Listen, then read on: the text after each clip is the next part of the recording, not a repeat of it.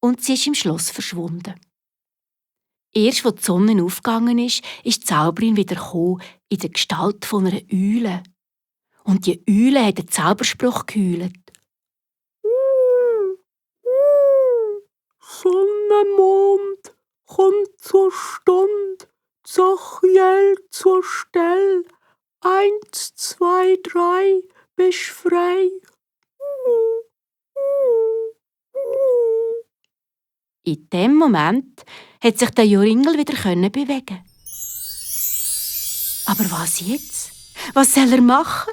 Er kann unmöglich im Schloss die Jorinde holen. Die Zauberin würde ihn sofort wieder verwünschen.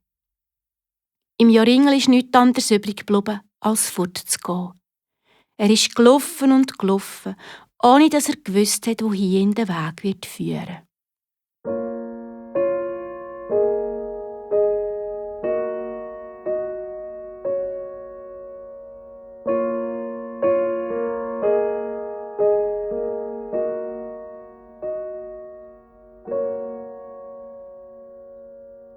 Nach einer Zeit ist der Joringel in eine fremde Gegend gekommen.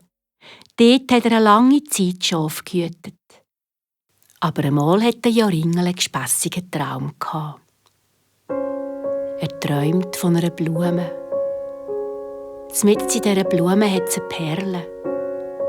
Er pflückt die Blume und geht mit ihr zum Zauberschloss. Und alles, was er mit dieser Blume berührt, ist vom bösen Zauber erlöst. Und mit dieser Blume hat er auch seine Jorinde erlösen.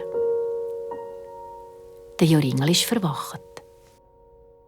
Leider war es nur ein Traum, hat er gedacht. Aber den Traum hat er nicht mehr vergessen. Und wenn es die Blume wirklich gibt? Voller Hoffnung hat er sich auf die Suche gemacht.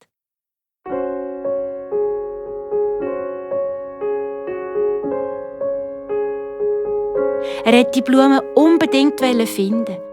So ist er tagelang durch Wälder, über Felder, Hügel auf und Hügel ab gewandert. Und am 9. Tag hat er tatsächlich eine rote Blume gefunden, die ausgesehen hat wie die in seinem Traum. Und mitten drin ein Tautropfen, so schön wie eine Perle. Sorgfältig hat der Joringel die Blume gepflückt und ist damit zum Schloss der Zauberin. Er ist immer wie näher zum Schloss, aber es ist nichts passiert. Und schau auch da, das Tor ist sogar von mir selber aufgegangen. Jetzt ist die Zauberin daher die Schlarpe gekommen. Wo sie den Joringel entdeckt hat, hat sie gekrächzt. Hey, was suchst du da? Wie bist du da reingekommen? Der Joringel hat ihr die Blume gezeigt. Da ist die böse Zauberin verschrocken. Verschwind mit dieser Blume! Aber der Joringel ist nicht verschwunden, im Gegenteil. Er ist näher zu der Zauberin her. Und wo die das gemerkt hat, hat sie sich umgedreht, hat das Vogelkäfig, wo die Nachtigall drinnen eingesperrt war, gepackt und ist geschwind davon. Der Joringel hat es gemerkt, ist ihr nachher und hat sie einfach mit der Blume berührt. Da hat die Zauberin nur noch einen wütigen Schrei von sich gegeben, hat das Käfig fallen und ist ganz plötzlich wie vom Erdboden verschluckt, verschwunden gsi. Der Joringel hat das Käfig aufgemacht, die Nachtigall ist rausgeflattert und der Joringel hat sie mit der roten Blume berührt.